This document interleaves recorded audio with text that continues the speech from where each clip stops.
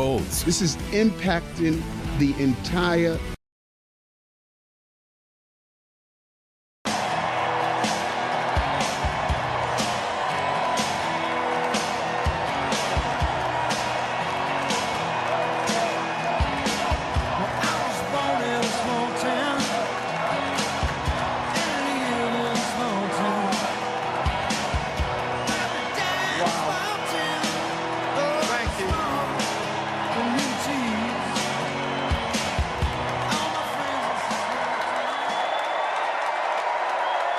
Thank you.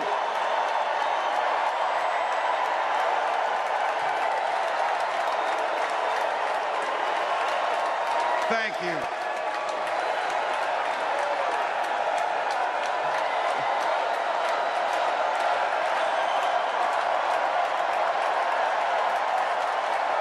Wow.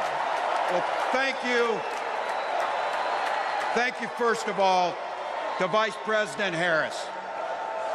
Thanks for putting your trust in me and for inviting me to be part of this incredible campaign. And a thank you to President Joe Biden for 4 years of strong, historic leadership.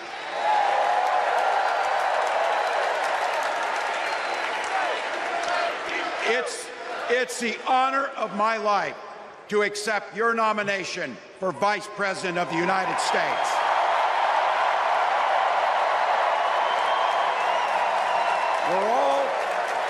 We're all here tonight for one beautiful, simple reason. We love this country.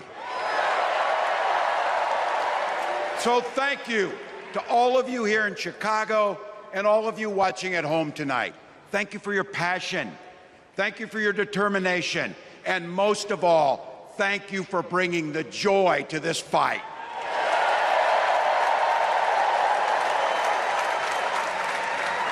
Now, I grew up in Butte, Nebraska, a town of 400 people.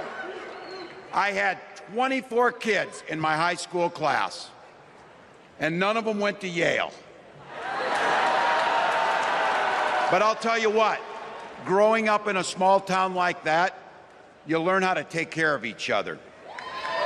That family down the road, they may not think like you do. They may not pray like you do. They may not love like you do, but they're your neighbors. And you look out for them, and they look out for you. Everybody belongs, and everybody has a responsibility to contribute. For me, it was serving in the Army National Guard. I joined up 2 days after my 17th birthday, and I proudly wore our nation's uniform for 24 years. My dad, a Korean War era Army veteran, died of lung cancer a couple years later. He left behind a mountain of medical debt. Thank God for Social Security survivor benefits. And thank God for the GI Bill that allowed my dad and me to go to college, and millions of other Americans. Eventually, like the rest of my family, I fell in love with teaching. Three out of 4 of us married teachers. I wound up teaching social studies and coaching football at Mankato West High School. Go Scarlets!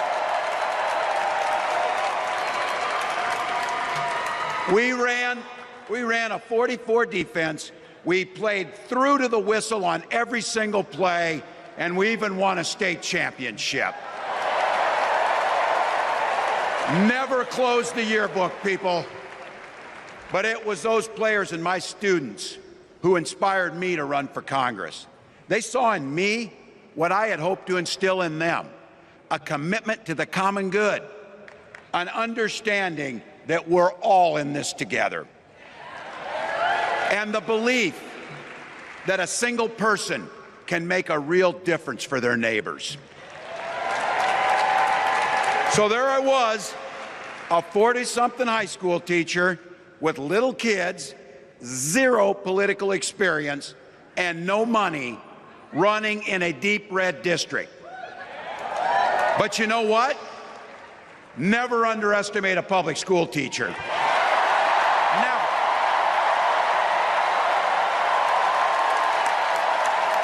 I represented my neighbors in Congress for 12 years, and I learned an awful lot. I learned how to work across the aisle on issues like growing the rural economies and taking care of veterans. And I learned how to compromise without compromising my values. Then I came back to serve as governor, and we got right to work making a difference in our neighbors' lives. We cut taxes for the middle class. We passed paid family and medical leave. We invested in fighting crime and affordable housing. We cut the cost of prescription drugs and helped people escape the kind of medical debt that nearly sank my family.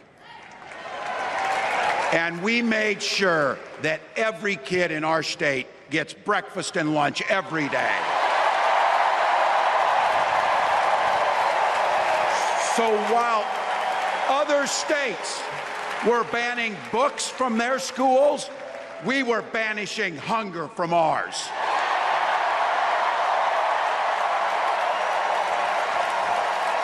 We also protected reproductive freedom because in Minnesota, we respect our neighbors and the personal choices they make. And even if we wouldn't make those same choices for ourselves, we've got a golden rule. Mind your own damn business.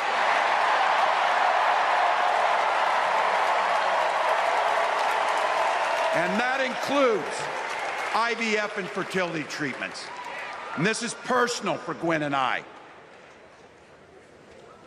If you've never experienced the hell that is infertility, I guarantee you, you know somebody who has.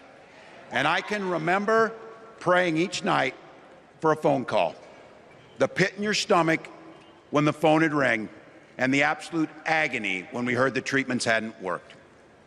It took Gwen and I years, but we had access to fertility treatments. And when our daughter was born, we named her Hope. Hope, Gus, and Gwen, you are my entire world, and I love you.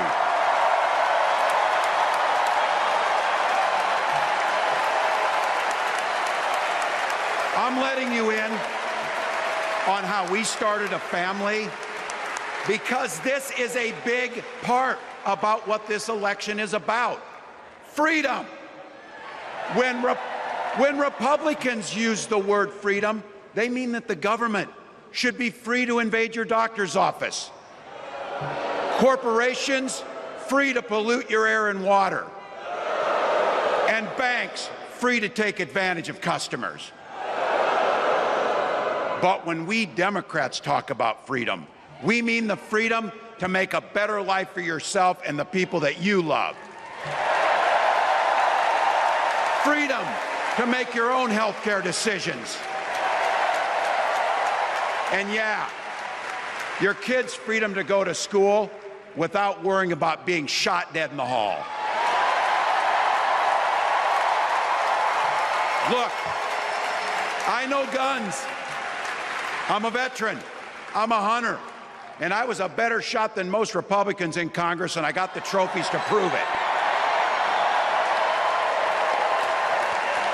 But I'm also a dad. I believe in the Second Amendment, but I also believe our first responsibility is to keep our kids safe.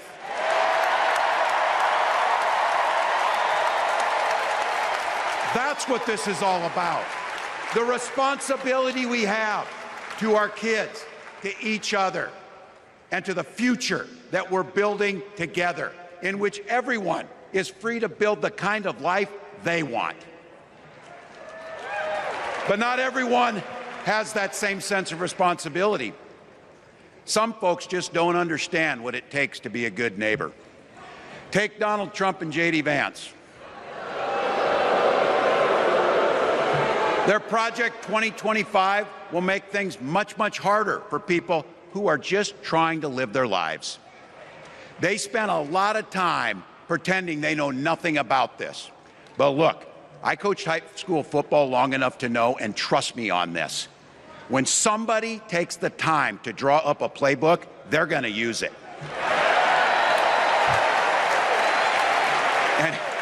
And we know if these guys get back in the White House, they'll start jacking up the costs on the middle class, they'll repeal the Affordable Care Act, they'll gut Social Security and Medicare,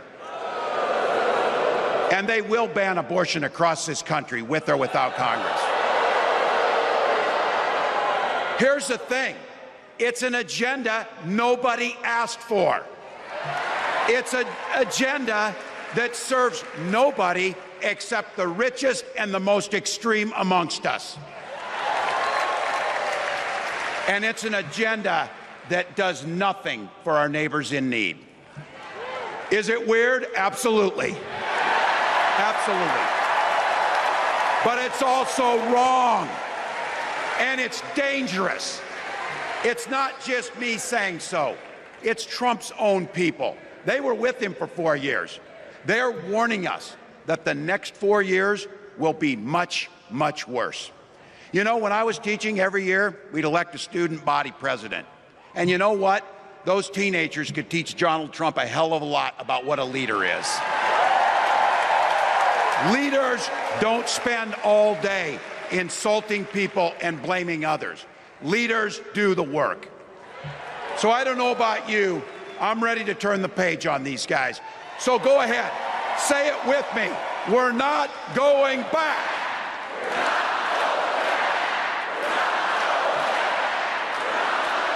We've got something better to offer the American people. It starts with our candidate, Kamala Harris. From her first day as a prosecutor, as a district attorney, as an attorney general, as a United States senator, and then our vice president, she's fought on the side of the American people. She's taken on the predators and fraudsters, she's taken down the transnational gangs, and she stood up to powerful corporate interests. She has never hesitated to reach across that aisle if it meant improving your lives. And she's always done it with energy, with passion, and with joy. Folks, we've got a chance to make Kamala Harris the next president of the United States.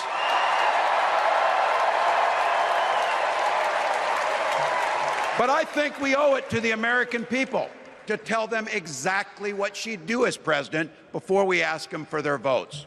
So here, this is the part, clip and save it and send it to your undecided relatives so they know.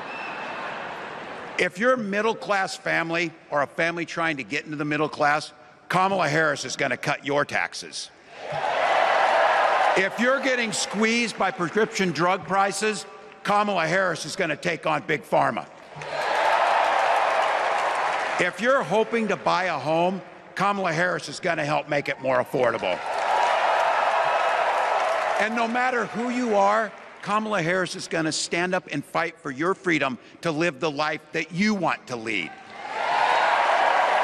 Because that's what we want for ourselves, and it's what we want for our neighbors. You know, you might not know it, but I haven't given a lot of big speeches like this.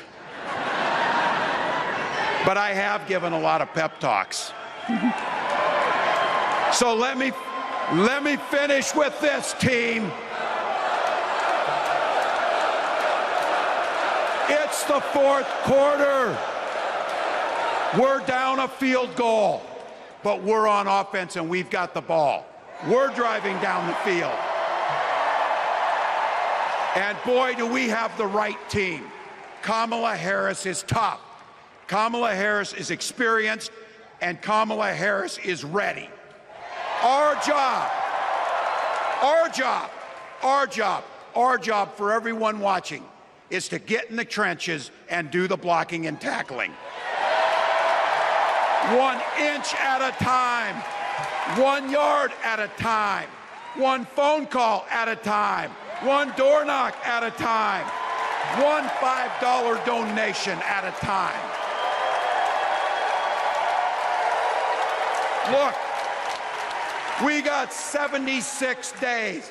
That's nothing. There'll be time to sleep when you're dead. We're going to leave it on the field. That's how we'll keep moving forward. That's how we'll turn the page on Donald Trump. That's how we'll build a country where workers come first. Health care and housing are human rights. And the government stays the hell out of your bedroom.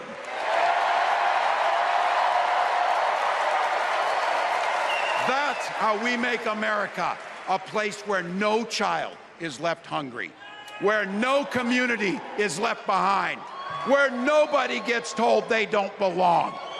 That's how we're gonna fight. And as the next president of the United States always says, when we fight,